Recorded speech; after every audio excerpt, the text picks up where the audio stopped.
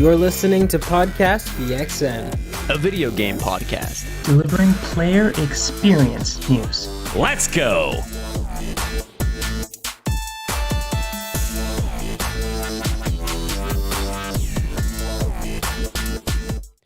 All right, cowabunga, everyone, and welcome to hold on, I don't know. What does the usual intro go? I don't have my document up. Maybe I should have done that before pulling Hey, it up. I'm Christian. Welcome. You're listening to Podcast PXN.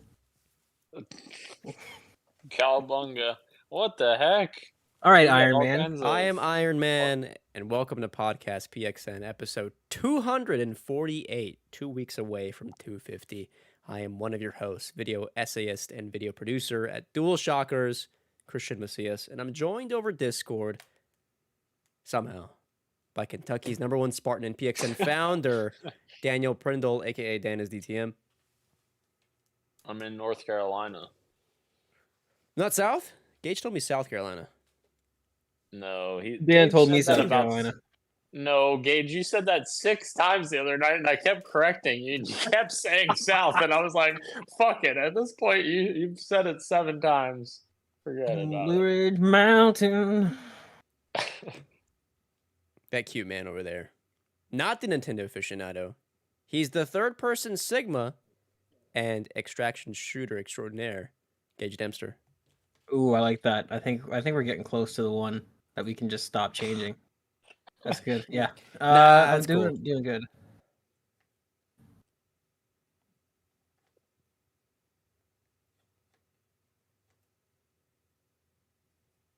You guys like that pregnant pause?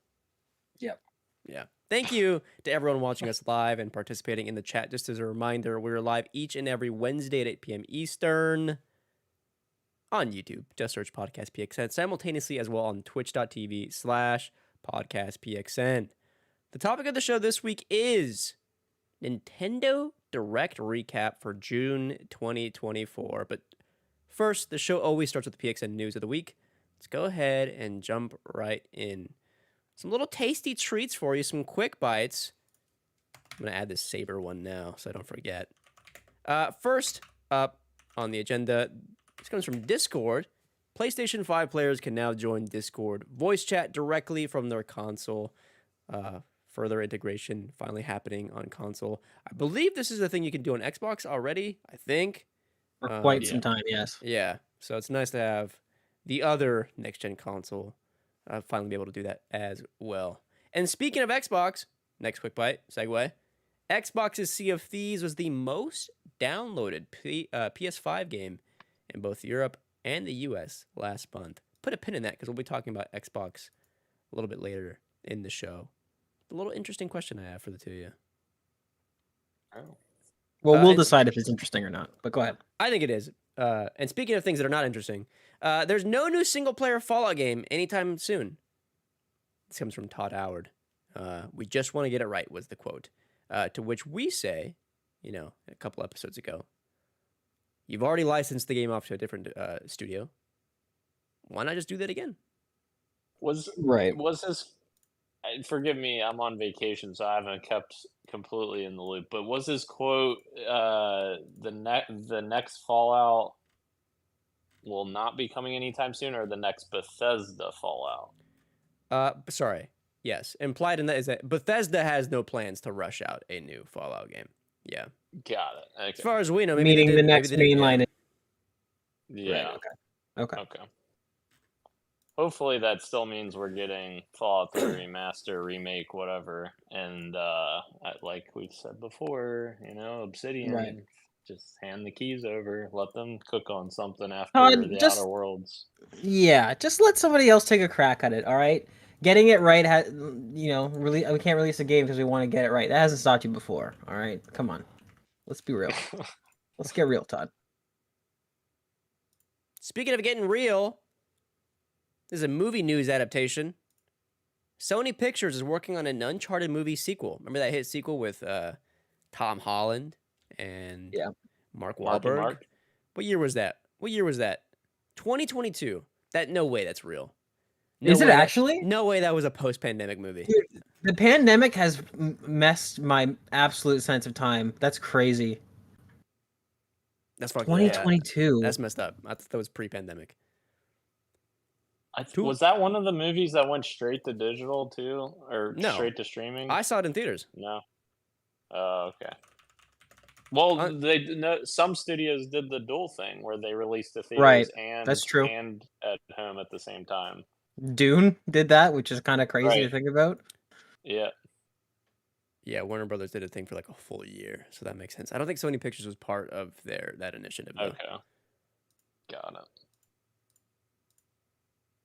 Sorry, closing some tabs. Here we go. Next item: Shadow of the Erdtree is now the highest rated DLC of all time, at least on Metacritic. What did this beat? This beat out another game that was previously the highest that like had just came out recently. Couldn't Dan, tell you ya. shared it. What do you mean? Why are you so I perplexed? did. I shared it. Yeah. I've already forgotten what it is. Time's Anyway. time's catching up to you, old man. Doesn't matter. What Doesn't was matter. it? What was it? I also don't remember what it was. Let's see. Highest rated DLCs on Metacritic. Highest rated DLCs on Metacritic. What did it beat out? I'm getting a lot of like comparisons to other From Software DLC. Oh, it was The Witcher 3 Blood and Wine was the previous. Yeah. It was Destiny 2 The Final Shape, and then it dropped. And then so The Witcher 3 remained as like the highest rated. Elden Ring holding on strong. I think it was 96 at first, and it's dropped to 94, but it is still the highest DLC.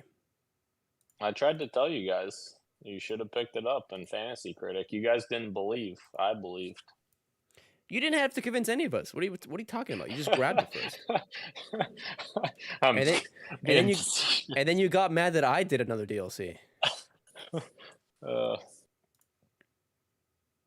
Back in the pre-show, Gage mentioned Saber Interactive. He said, "You guys see this news? Saber Interactive making a Quiet Place game." Here's where we talk about this news. Saber Interactive is making a Quiet Place game called The Road Ahead.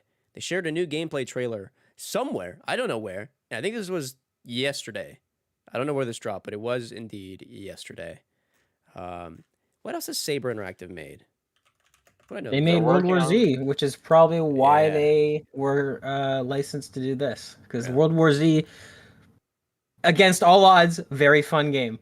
Don't know how that happened, but it was great. A lot of zombies at the same time. They're the ones making that Jurassic Park Survive game, right? Yes, that is them as well. Mm-hmm. Yep, which looks great. Insane that of all movies, A Quiet Place is getting like a universe thing. They have a prequel coming out. There's a game now. At what point do we say like, all right, enough?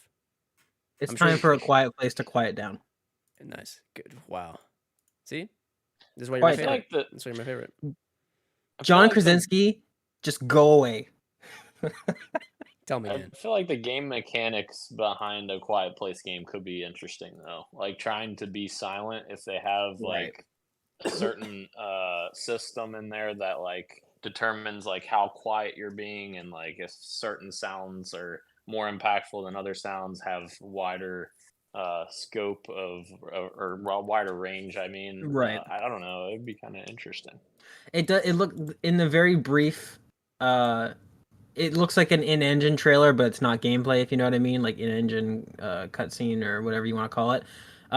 It shows the It actually looks very similar to the Jurassic Park game they're working on. It's first person. He's kind of crouching around, and the end of the trailer, the hook of the trailer is that he steps on some broken glass, and then that triggers the beast to come attack the person. So I think you're right, Dan, in terms of what they're looking to do with it, and I think it could be cool too. Yeah, I think there's something there. You want to trigger my beast? Oh my god. Hey, check this out, Dan. Oh no. What am I checking out? Gage, what have you been up to recently? Look at that. Look at that. None of us can hear What? him. What Yeah, happened? yeah. Admin privileges go crazy. Oh Yeah. my god. All right, let's get into news of the week. I got 2 questions for you guys, all stemming from some news that happened this week. What's going on? Why are you shaking your head? What's wrong? What's wrong, Pookie? Can anyone hear my explanation even if I try to give it anyways? That's strike 1, buddy. I'm kind of not even alluding, but I'm pulling something from topic of the show, but whatever. It's for news of the week question. There was an announcement of a Marvel vs. Capcom Fighting Collection arcade classic coming to consoles, as well as PC. Notably missing in this graphic was Xbox, and we've talked about how there's been kind of a shift where like some games are just like entirely skipping Xbox. To which somebody else quote tweeted with a picture, the Xbox Series S and X has reached a critical juncture that we old-timers called the GameCube zone, where developers and publishers forego making even the most low-effort ports for multi-platform titles. Pictured here was the inclusion of LEGO Horizon Adventures, which you can make the case for as why they would skip an Xbox platform, sure. But also a notable bigger title, Black Myth Wukong, also skipping Xbox. And the quote tweet reads, once you enter the GameCube zone, there is no escape. Now, if you don't know what the GameCube zone is that nobody was fucking making games for that console at that time. I had a GameCube. A lot of third-party games just never made it because it was just like different to develop for. You had these weird little discs, and it just wasn't worth the hassle. So you click onto this quote tweet, and this guy Liam, he works for DigiNo Gaming, gets a lot of scoops. Somebody asked, I wonder if this is a consequence of the fact that people on Xbox have gotten so used to Game Pass. Developers probably don't expect Xbox players to actually be willing to buy games. To which Liam responds, that's what everyone I've spoken to who develops for Xbox says. Now, the question is Xbox in the GameCube zone? I know this will get tricky because they just had a showcase last week that is perhaps the biggest argument to the contrary. That there's a lot of healthy, sustainable games coming to the Xbox platform soon. A lot of those, again, are first party. First party may be healthy, but still, we have to ask: is Xbox in the GameCube zone, and is Game Pass one of the reasons why? I throw that out to you guys. I wanna ask about the first part first. Like, is the GameCube thing a real thing? Maybe it's my nostalgia, but like I fucking played a ton of games on GameCube. That was my main console back in the day. Hey, me too, buddy. Me too. Oh, okay. Because like the Wii U, I feel like the Wii U didn't get any support. I feel like that would Yeah. be Sure.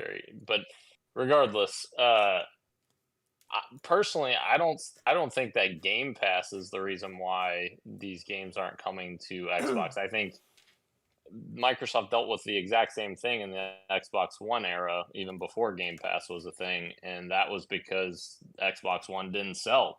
I mean, Xbox One got outsold 3-1 for the most part by PS4. So the install base wasn't there for developers to be incentivized to want to go to that platform. Or sometimes there were situations where Sony was paying for exclusive rights to the games. Obviously, that's a different thing. But I think this has been happening for 2 generations now, that games have just been skipping Xbox because I just don't think that they have as high of an install base as PlayStation does, or even Switch, obviously. Yeah.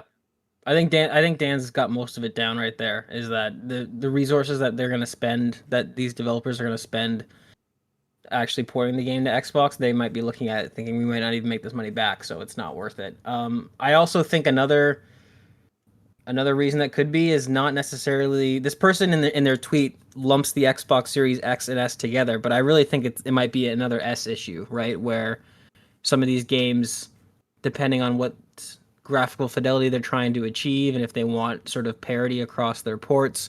Obviously, if somebody's buying your game, you want it to look good and be representative of your sort of vision that you want. And if they can't match that quality on Series S, that they can on the X and the PS5, then that also might be. I think that's also probably a factor for some of these games, at least. I don't know how much Game Pass has to affect. I think there is a conversation there around Game Pass, though. I don't know that it is just this total good thing for the industry. I think there might be something there, but I don't know for this case if Game Pass really has anything to do with third parties wanting to port their games to Series X. Well, the other interesting thing is like, what does Microsoft do if the rumored handheld is a thing? You know, the Series S, you know, Are you getting this guy? Or is that just me? Optimus? The, Optimus. Is Dan melting? what? Where's the Allspark? You good? Hello? You back?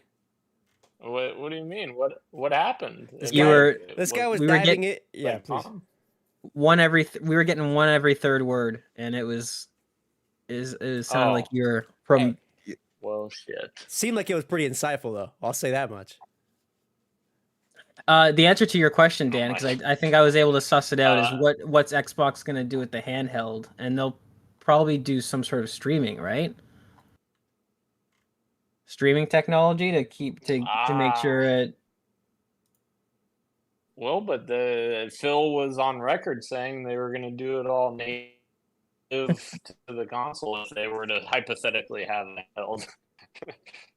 Phil's on record for saying a lot of things. Let's just say that. Phil's on record for saying a lot of things, including "Great job, Tango. You're doing great. We love everything you're doing." Yeah, I don't know. Yeah, that's a good point. We'll see. Is Baldur's Gate 3 the only game that is like broken the promise of feature parity? I think it's the only case that I've seen. There's certainly the biggest. I don't know if any other games At least have done publicly, it. yeah, in a big way. I think so. Yeah.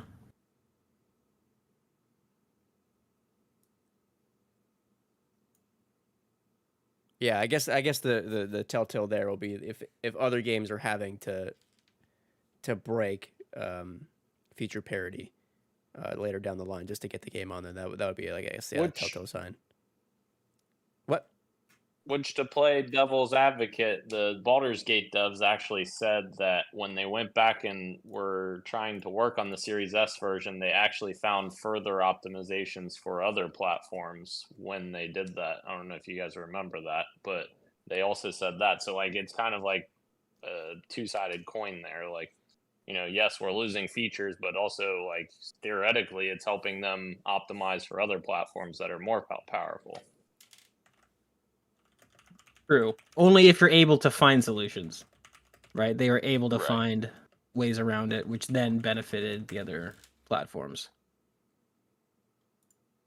Time will tell if Xbox truly is in the GameCube zone. I have one more question here, and this is going to be pulling a little bit from what you got for me later down the line. I'm going to do a little prediction for the next gaming zeitgeist. Folks, and by folks, I mean Daniel and Gage. Do you think extraction shooters will go mainstream by 2026? I don't know if they're mainstream now. They're more popular, but I don't think they're more popular than the Battle Royale. You know? They're not. What's it going to take, huh? I don't think it's going to be as popular as the Battle Royale. I think that's probably asking a bit too much, unless someone comes up with something that's so incredible that we haven't seen before and is also accessible. Because remember, Fortnite isn't the most complicated or the best Battle Royale out there. It's the most approachable. It's the most I guess, the best changing world. Like, everything's changing every week, it feels like, in Fortnite. Whereas, PUBG had some momentum there in the beginning before Fortnite, but they didn't continue that momentum. They didn't continue building. They kind of fell behind quite a bit there. So I feel like for extraction shooter, we would have to see something of a similar magnitude there. I disagree a little bit with that. I was just thinking about it, and I don't think extraction shooters can get as popular as battle royales. Kind of similar to what Dan was saying, because I think it can't be the genre of extraction shooters. It can't be only accessible. So for battle royale, it's be the last man standing with your team. It's pretty much a giant team deathmatch in a big large open map that kind of pushes people together. Right. But with extraction shooters, the hook is different. It's not just be the last person alive. It's get out with all this important stuff that you want to keep. And therefore, it has to be... I think the reason why we haven't seen a huge mainstream one is because nobody has made the perfect balance of risk, reward, and accessibility. I think DMZ was probably maybe the closest we've gotten to having one be mainstream, but it actually leaned too much to the accessibility, I think, because there wasn't really a whole lot of reason to do what you were doing except for just squatting up with your friends and having fun. So I think in order for extraction shooters to really break into the mainstream, we actually need to see something that's a little bit more hardcore than DMZ. Not by much. I think DMZ was pretty good. It was really fun. They nailed the fun aspect of it, but I think extraction shooters, it's kind of like when you're in a multiplayer match. Team deathmatch is always going to be more popular than search and destroy, but search and destroy is always going to be around because you're always going to want to have those people that want to play that. They want to have the risk, they want to have the challenge. So yeah, I don't think it'll ever get as big, but the reason we haven't seen one really big yet is because we need to find that right balance of accessibility and hardcore, sort of like, hey, there's a reason, fuck, I just lost all my shit, that really sucks. You need to have that nice balance. I need to see some numbers right now. I need to see some Call of Duty numbers on how many people are in Team Deathmatch versus how many people are in Warzone. Which one's higher now? Because there might have been a shift, a couple of years ago since then. Are people more inclined to go towards like a casual multiplayer environment, or are they feeding more for a Warzone environment? Who knows? That's a good question. I think you guys are both right though. I think like what it's gonna take is like an actual shakeup. Maybe in another world, The Last of Us extraction mode came out at the same time as like a new Fortnite season, and then enough people took enough players from Fortnite that then Epic sees this and like, okay, why don't we do something similar in Fortnite and do an extraction mode? Yeah. And that's how it becomes huge, fellas. We just need That- Fortnite. We that's just need Fortnite to do it. probably that's probably not far from the truth, honestly. You're probably spot on with that. I don't know what it would be, what it would take to get something like that's an Epic to notice. Yeah. Who knows? I could have left them a note, last You should have. weekend You could when have. I was there. Yeah. Marathon has one job, and it's to make the Fortnite extraction mode go viral. The Fortnite extraction mode, which doesn't exist yet, but Fortnite has already got dibs on it. Yep. Yeah. Incredible. All right. Let's go into our fantasy draft check-in. We had kind of a big shakeup last week. Gage otherwise didn't give a, who knows what he's doing. Hands are totally off the wheel. He's going to be eating these hot wings or whatever it is. There we go. How do I see these league history? I'm just going to go. The timeline of this was pretty awesome to see. Yeah. Here we go. June 15th, this past Saturday, all these things happened at the same time. Roe, with a bid of $7, goes for Astrobot. And let me tell you right now, publisher was outbid. Roe, with a second bid of $5 for Dragon Ball Z Sparking Zero. No competing bids for this game. Congratulations, Roe picked up Dragon Ball Z Sparking Zero. Dan, probably making the most moves, I think, goes for 3 separate games. The first up is Black Myth Wukong with a bid of $7. This bid was the highest bid. Congratulations, Dan. You picked up Black Myth Wukong. He then goes for Dragon Age the Veilguard with a bid of $5. Publisher was outbid. Did not pick that up. Also goes for Astrobot with a bid of $9. Publisher was outbid. Let me tell you. Here we go. 4 separate moves from ISO Christian, Eternal Rose Software, the actual biggest move, most moves over the weekend. Dragon Age the Veilguard. Dan's $5. Bye-bye.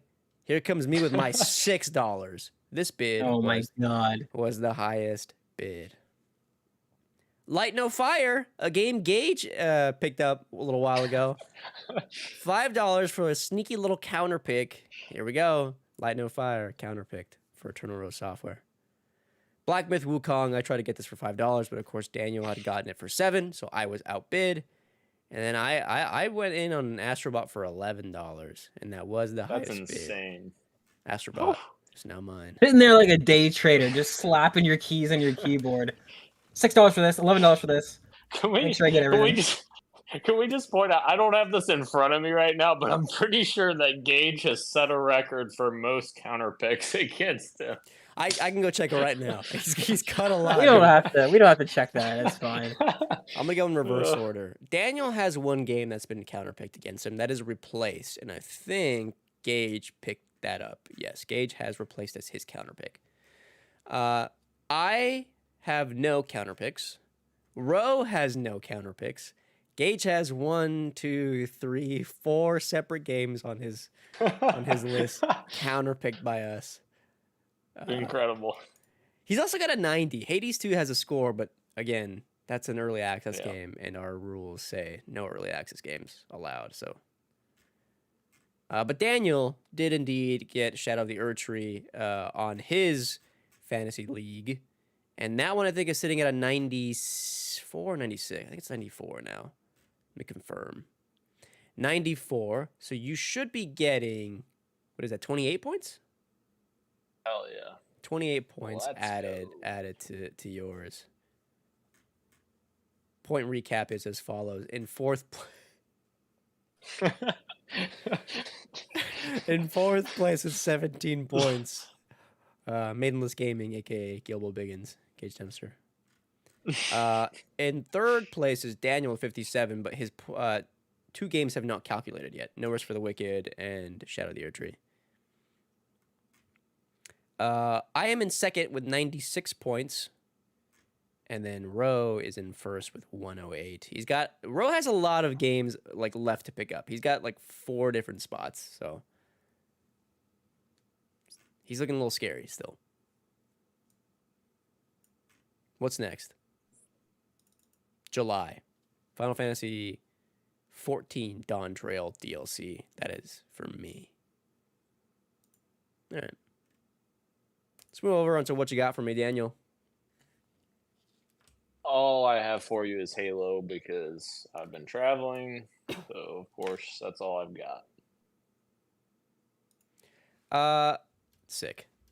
Ro, what you got for me? I've got nothing. But I thought about it. There you go. What's going on here? What is going on here? Whoa, baby boy. Look at his little onesie. Yep. That's awesome. How old is my this nephew. little fella? Let me guess. He is 6 months. yeah 6 months. Yeah? Yeah, 6 That's months. awesome. Yep. That's great. Bye. Uncle Daniel. Yeah. Uncle Dan, the man. Yep. That's it. That's what they call me. North Carolina has a beach, or is this a lake? Yeah, this is a beach. Yeah, they have a ton of beaches in North Carolina. North The Carolina. whole This isn't the North Carolina podcast. This is the PXN podcast. yeah. This is the East Oh, Coast. it is a Christian, what you got for me? Yeah, Yeah. thank you. A lot. Mr. Hour fucking show. It's a tight. In and 1 out, hour. quick adventure, 1 hour. Just wait how fast we're gonna go through this Nintendo Direct that none of you guys care about. Just wait. Just wait. It's true. I beat 1,000 resist, and it is Not only one of the best games of the year, one of the best uses of the video game medium since Alan Wake 2. What a riveting sci-fi mystery that game was. That nobody will play. Play. I also picked up this bad boy. Hold on. I talked about this that I'm doing this for work and it's gonna take me a while. It's a big project, but I'll be working on this while we're in Kentucky for 250. Did not expect for this thing to be as fucking big as it is. It's this Ring Fit Adventure. It's coming in today. Look at this. Oh. Little hefty Wow. boy. Yeah. We'll be getting into that later this week. Oh yeah. I also played one We're game gonna get that fit. exactly. I also played 2 games that I want to talk about, but I actually don't want to talk about them. I'm gonna let Gage take the mic because we played together. All right. The 2 games that Christian is referring to is Escape from Tarkov, which was which one should we spend more time on? I guess Escape from Tarkov has been around the block. You know, That should annoyed me. They really you didn't have took fun a- with didn't have know, fun with Escape from Tarkov. I didn't have fun with the monetization of the mode. I have to pay $200 to play a mode that Gage and who is playing with you? Ryan, Ryan. friend of the show, Ryan. Yeah, they were playing together, and I couldn't play with them because it cost $200 to get that mode, and that's too much. That is, I thought about it as a credit card ? But it is way too much money and not worth it. We can't even send messages or like friend requests to each other when they're in that game mode. It's like an entirely separate list, and that annoyed me. That's stupid. yeah, it's annoying business. It's also a great sort of like representation of how they do things there, because Ryan and I were dumbfounded to find that out, that yeah, when you switch from PvE to PvP, your friends lists are completely separate, all your messages are completely separate. It seems like just the most inefficient way to do things, but yeah, we played Tarkov. I'm totally back into it. The PvE mode, just so we're clear, I bought the edition that gets me PvE mode years ago, before all this fucking bullshit happened. So it was just a pleasant surprise to me and Ryan to get that, and we've been playing it, and it's exactly what we want to play. So that's a good time. This is the time for events, Daniel. Gage goes, "We're playing Tarkov. You want to play? Come play with us?" I bet. I just have to re-download it. All right, do it. So I'll re-download it. They're fucking playing PvP. Couldn't do anything. And then they go, "Let's just play something else then." I was like, "All right, well, sick. Gonna uninstall this game then." We played a little bit. We played a little bit of PvE, like 2 or 3 matches, and we're like, "All right, well, something else then." Right. Which was That sounds like Gage. Which was Level 0 Extraction as part of the Steam Next Fest. It's this I think it's a pretty cool game. We're gonna get into it here in a second, I'm sure, but it's pretty much Tarkov, but mixed in with the Left 4 Dead Versus mode, where you kind of have, it's you and a group of human survivors looting this sci-fi research station. There's other groups of human survivors that can either team up with you or shoot you on sight. And then there's also player-controlled monsters that kind of are sensitive to UV light, and they have these abilities that they can do.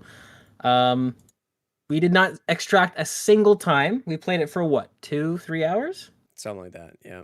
Something like that. We gave it a good long stretch. I found out why we didn't extract, because I immediately had 2 back-to-back after that. But I think it's a really interesting game. We definitely were not playing it right. As I learned afterwards, you got to have somebody dedicated to having the directed handheld flashlight that kills the monsters almost immediately, which we never did. We were just using the nail guns. Sure. The yellow handheld one. Yep. I went into a match with only that. I didn't even bring a nail gun. I just did that. I avoided humans, and anytime a monster came up to me, you flash that bad boy and they're gone. They just run away.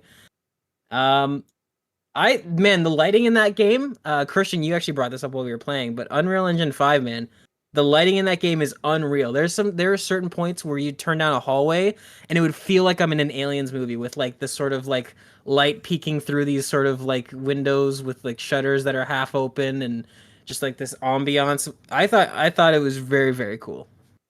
Christian, give me your thoughts. I loved it for the first half hour and then fucking hated it for 2.5 hours. For 2.5, it was way. I mean, good to know we're playing it wrong. I'm down to going again, but it was PvP, VP, VE, and I thought it was like, this is too hard. The PvP with like other humans is fine. I actually thought that was like the most engaging. The PvP against like the player controlled monsters that roam around the facility was so fucking hard. Back when we didn't know what we were doing. Right. Because we would just get smoked constantly, nonstop. Like there was nothing we could do. We just lost all our shit, all that comes with the game, and we have like no money because we're not completing any objectives. That like we can't compete against like anything now in this game, and it was like so frustrating. But like there's something to it though, where like again we talk about hardcore simi mechanics, but also being player friendly. This is the one that like finally this is getting closer to like I still think Delta Force is going to be the one for me, but a sci-fi game inspired by like what looks like The Thing. There are 3 separate like big areas in the facility, sector A, B, and C. Who knows where you spawn? Do a cool mission like in the warehouse between sector B and C. Go at it. Gage is on his fucking iPad, whatever, in game, like figuring out the best route to get there, and I'm like in it, dude. Too many lights turn on in the facility at one given moment, and suddenly, like, there's a power outage, and now everything is dark. You use too much stamina, and the alien can see your heartbeat. Your heart rate goes up, and it can sense you. And that, like, gameplay loop is, like, really fun. I want Dan to download this when he gets home on his PC. It's free. It's a beta. You know what? Why not? You know what, Christian? Christian, you already have all of the stuff hooked up. Like that stuff should integrate into the game and check your actual heart rate. You're so the interesting thing about this is that I'm gonna get to see if like Shadow of the Erdtree has any impact on my heart rate. The doctor can comment on it, like, oh, what happened between this and this? Like, video For games. 6 hours on Saturday afternoon, your heart rate was elevated. Yeah. I would love for Dan to play this game. I would love for him to try this out. I agree with you. I think there's something here. You guys should know by now. I'm down to download and play anything. I can't guarantee I'll like it, but I will definitely check out anything. Yeah. They have an interesting mechanic too. When someone dies, you get to like still stay with your team as like a little drone to help, with lighting mechanics. And that's cool too. That's cool. Yeah. You know what's funny, Dan? You would actually, especially recently with us getting hyped about Perfect Dark, that's exactly what it reminded me of. It reminded me of the missions in Perfect Dark where you'd have to like use your little drones, because when you're flying around as this drone, which exists in the world, like other players can see it and they can shoot your drone, and then you have to wait a little bit to come back. But when you're flying around as the drone, it does this really cool like fisheye like FOV effect. So, and it totally reminded me immediately of like the old Perfect Dark games. The drone feature. I can't believe I forgot about that. Very, very cool. Very interesting little. Instead of just doing a regular spectating mode, they kind of found a way to incorporate it into the lore of the game, which is very neat. My favorite moment from when we were playing is when it was you, me, and Ryan. We're in the warehouse. We're looking for this one specific object, the little horse, to turn into like our, once you extract, you can turn that in and we'll get like a gun. And we're waiting for this little like safe that's on a timer to open. And I see the doors for the garage, for the warehouse, like start to open up. 3 other players like run in, and suddenly we're like in a 3v3 fight. And I think Ryan goes down, but I take one down. So it's 2v2. And in the middle of this fight, we're all spread out across the warehouse. The lights go off because there's too many lights on in the facility. And so now it's just the flashlights. I turn mine off and hide because I don't want someone to know where I'm at. And I'm like kind of sneaking around, trying to get a flank on them. And while this happens, 2 of the little like player-controlled aliens come in, and now it's 2v2 versus the aliens. And I ended up dying. But it was fun, man. It was fun. This game nails atmosphere. And I think, and you mentioning the doors too. I want like not just the visuals, like the lighting is fantastic. The sound design too. Like it totally is a throwback to like old sci-fi things with like every time a door opens, you hear the hiss of the hydraulics and like all this stuff. And it can be cool, but also when you're not the one nobody's near any doors and you hear a door open, you're like, what the fuck's going on? Very, very cool stuff. I still feel like that's a huge opportunity for developers having like some cool player controlled like vehicles and like ways to assist your teammates. Like fucking the one that comes to mind, The Division, when it was first shown off, it showed all these crazy ways to interact with the world. You could jump on your phone and become a drone to help your team. Like I feel like that kind of stuff like would be super cool to have people expand more on that Sure. kind of stuff. Right. Ways to help your team other than combat, right? So if you Yeah. have a group of 4 people and you have somebody who's maybe not the best at getting 360 no scopes, they can still contribute to the Assist. team by doing other stuff. Yeah, absolutely. I think that's a great idea. A light drone, a little like one of those like Rainbow Six cameras with a little like taser could work in this guy's Right. scenario. That'd be Oh, sick. yeah. You know, there are ways. There are ways. Anyway, when Delta Force comes out, we all got to jump in on that. Got to try it out. Hell Absolutely. yeah. All right, it's time for topic of the show, and let me tell you, none of these guys care about Nintendo, so we will get through this pretty quickly. Yesterday, Tuesday, 7 a.m. Pacific, 10 a.m. Eastern, the Summer Nintendo Direct hit. 40 minutes of what is to come for mostly the rest of the year on the Nintendo Switch. And let me tell you, consensus online is that this is one of the best showcases of the year so far. And that it's a testament to how Nintendo runs their business, that even in the like final few months of the next, of the Nintendo Switch's lifespan, they still have a healthy lineup of first party games coming to the console. And I couldn't agree more. The first, after 9 years, the next installment of the Mario and Luigi RPG series, Mario and Luigi Brothership, was announced for this year. I think it's November. And I'm fucking stoked. I like the Mario and Luigi RPG games. They're really well made. It's different than the RPG series of like Paper Mario. This one's Mario and Luigi, of course. And it looks like a ton of fun. Art style looking sick. This is one just for me. Maybe for Ro. I don't know. The art style is what I was going to comment on. It looks really cool. Like I don't know if this is my type of game, but the art style is definitely banging. So are you. You're banging. Nintendo World Championship NES Edition is coming to Switch with 13 different NES games across a variety of genres.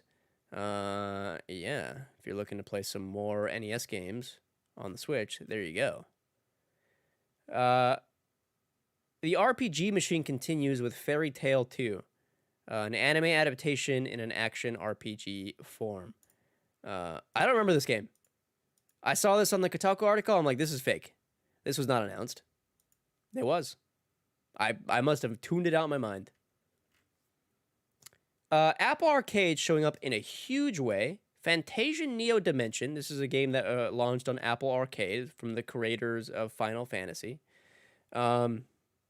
Is finally coming to Switch machines. Rejoice. Nintendo Switch Sports fans will get a free update this summer with Switch Sports Basketball. Offers 2v2 local and online multiplayer. I perked up. What new sport? Saw it was basketball, and I was like, I don't know if I'll jump back in. I tell you, man, we're going through these quickly. Mio, what's up? I think because Wii Sports was so big, and then Switch Sports came out, and then you told us, you're like, yeah, it's not as good as Wii Sports. Yeah. It very much disappointed me. I had a buddy over when it launched, and we're like, let's play some Switch Sports. And after like 15 minutes, I was like, we just play Wii Sports. I had it connected to. We just play that instead. And we did, and we played that for hours. We also got baked and had some food together, but whatever. Mio, memories. Boys being boys. What's better than that? All right. Mio, Memories in Orbit is this weird looking sci-fi. What do you call this? Like a 2D Metroidvania looking game. Of course, there was no Silk Song here. This is the closest we'll get to that. But I was pretty curious in this one. This is one for me to look at in my purview. For show. I don't think Silk Song even exists anymore. No. It's been years, man. I was reading that the team was supposedly switching engines partway through the development cycle, so that may be why we haven't seen it in so long. But I don't know if that's true or not, so I won't speak on that as if it were news. DualShockers actually broke this, guys. By the way, just so you know, DualShockers broke that Disney Illusion Island was getting an update in our documentary. Thank you very much. And for the first time since our breaking of that news, we finally got an official look through the Nintendo channels of what that update looks like. Of course, you would have already seen that if you saw the documentary, but I digress. Perhaps the most embargoed thing from Summer Game Fest was this right here. Hello Kitty Island Adventure is coming to consoles, and it is coming to Switch as a timed console exclusive. Huge. That was legit, like, the most embargoed thing at Summer Game Fest that I can remember. That's such a weird thing to be embargoed so heavily. Apple Arcade, and it's coming to consoles. That's pretty big. It's pretty big. Fair. And that game has a huge install base for Apple Arcade. Legitimately. I digress. Looney Tunes Wacky World of Sports was announced. Let me tell you, this may look better than Nintendo Switch Sports. It's got soccer, got golf. What else is that? Basketball? Looking pretty cool. I probably won't buy it or play it. I like seeing it. Among Us is getting an update, including a new character to jazz up the wildly successful deduction formula. The update arrives later today, June 18th. That's today. What is this? Some kind of RPG cozy game? I don't know. Farmagia is coming to Nintendo Switch. Yeah, it looks like a monster farming simulator game. Decisively not for me. Donkey Kong Returns HD is getting a Switch port for the first time since its initial launch on the Wii. Would have been nice if it was a new Donkey Kong game, but we'll take it. Dragon Quest III HD 2D is getting a remake. Dragon Quest fans, I'm sure, are excited. There's also remakes of 1 and 2 coming to Switch. There's a Funko video game called Funko Fusion. Looks like ass.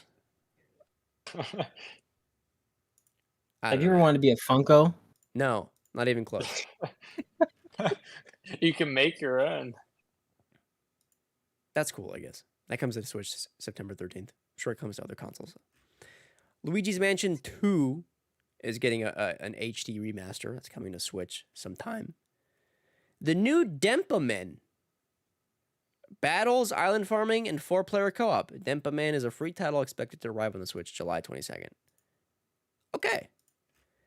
I love Metal Slug. Metal Slug Attack Reloaded. It's a tower defense game. Yeah, no, I'm good. I'm all right. Ooh, tower defense.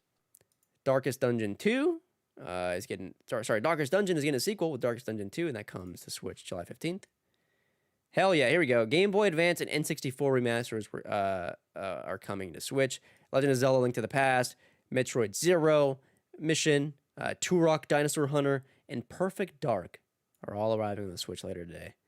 Apparently Perfect Dark runs like fucking shit. It is like a broken game on Switch. So we love to. I think I saw that. It didn't even look like frame stutter. It looked like a weird blur as this person was walking. I saw a clip on Twitter. Yeah. It looks bad. I don't even know how this happens. But yeah, that's super unfortunate because that's one of the best games that you could play from this bundle. And apparently, sometimes that blur can be so bad it just crashes the whole system. That's lovely. I almost wonder, because obviously Microsoft owns the IP now. I almost wonder if Microsoft's like, yeah, we lost the source code. We can't find it. Like, here's one that was like 6 months old or something. I don't know. No idea. Nintendo's like, sure, we'll take it. I don't know. Who knows? That's crazy. I'm not going to lie to you, Chief. Probably the biggest news coming out of yesterday was that Marvel vs. Capcom is getting a fighting collection available on literally any hardware. Those games were pulled years ago. There was no way to play these games officially through any storefront. And now they're here. You can play them on Switch, MVC and MVC2. I have a question. I'm not really big into the Nintendo thing, so I'm hoping you can answer, Christian. What? What do you want? Why can't Marvel and Capcom just get along? Why do they have to fight? Yeah. It's cooler this way. However, there's like it's canon now apparently. One of the Capcom characters and then Spider-Man were like horny for each other. There was like a little line that would be like Spider-Man would say, "I hope Mary Jane doesn't, freak out that I'm home late tonight or whatever." And then in the updated art, they made like the two like stare all flirty at each other in the official art. So they may be the bridge, Gage. They may be the bridge. They may be the Wow. bridge. It's not DLC. It's an entirely new Mario Party coming to Switch, Super Mario Party Jamboree. I kind of perked up when I saw Mario Party to learn that it was a third Mario Party on the Switch. I'm like, I'm probably not going to buy this because no one else is going to fucking buy it. I'm going to have no one to play it with. But it kind of looks cool, man. There's some classic stages coming to it. The new stages look pretty decent. I don't know if they're linear or not, but like they're interesting. The thing that interests me the least is that some of the mini games are going to be like Joy-Con based or whatever, but whatever. You got to utilize the hardware somehow. I hope it's good. The Mario Party games from back in the day were the best ones. Yes, sir. I haven't played them in so long. I have Mario Party on Switch, the one that's like the collection of select mini games and maps. It's fun every time. Oh yeah. In a surprise twist, The Legend of Zelda is getting a brand new 2D isometric game starring, not Link, but for the first time ever, Zelda. It's called Echoes of Wisdom and takes the Breath of the Wild, Tears of the Kingdom formula, but puts it into this isometric world where Zelda can use magic to copy objects and enemies into the world and use them to solve puzzles and combat however they wish. Not even Ionuma knew the exact number of things you can copy in this game because it's so many, which is pretty sick. Yeah, this looked cool as well. I don't think this is my type of game again, but definitely looks very cool. Just Dance, of course, had to show its face. Just Dance 2025 edition, showing up. Cool. Lego Horizon Adventures had another trailer coming holiday season. I thought this would be the one where we got like the release date, but it's still just set for holiday. Stray, the game about the cat, is getting an HD port. There's a Hobbit game called Tales of the Shire, or Lord of the Rings game. SEO, got to put in the word Lord of the Rings in there. I think it's like a Hobbit simulator. You're walking around, making things, decorating. Ace Attorney gets Embracer's got to make their money back. Sorry. Embracer's got to make their money back. That's what I was saying. From Lord of the Rings. Tight hour, Daniel. Tight hour. Sorry. Jesus Christ.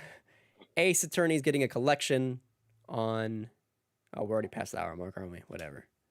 Ace Attorney is getting a collection on Switch. The 100-line Last Defense Academy. That is a title of the game. It's coming to Switch. I'm sure it's probably good and fine. Romancing Saga... Damn, there's a shit ton of games. Oh, yeah. 2 more. Romancing Saga 2 Revenge of the Seven. Coming to Switch. I don't know what this is. I'm sorry. Not for me. I kind of tuned out. And then here we go. And one last thing that we're going to show off today. For the first time in several years, Metroid Prime 4 gets an official trailer, this time with actual gameplay, not just the title card there. And it's called Metroid Prime 4 Beyond. And many people who are fans of Metroid are really excited, including myself. People who are not fans of Metroid, I think we're like, okay, sure, this looks like every Metroid, every other 3D Metroid. Which maybe is valid, but I'm stoked. Fair enough.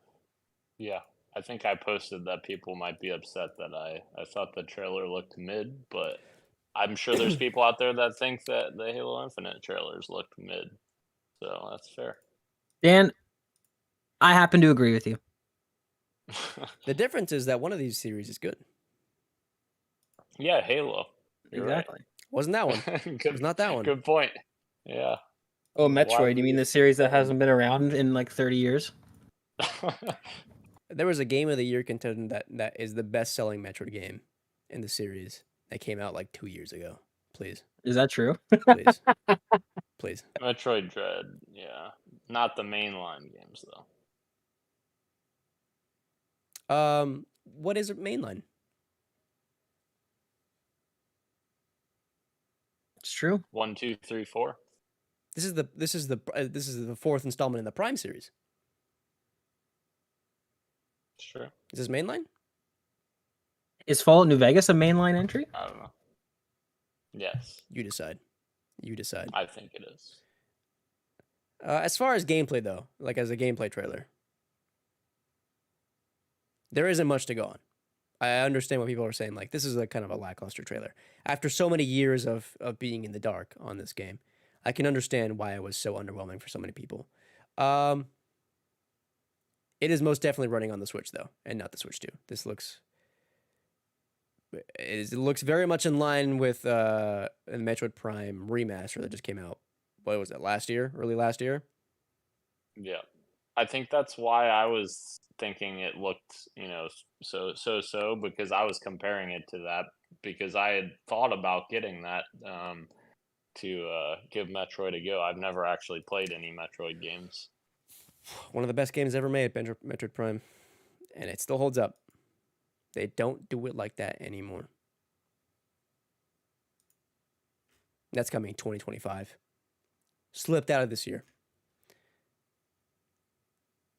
And that's the show. That is the show.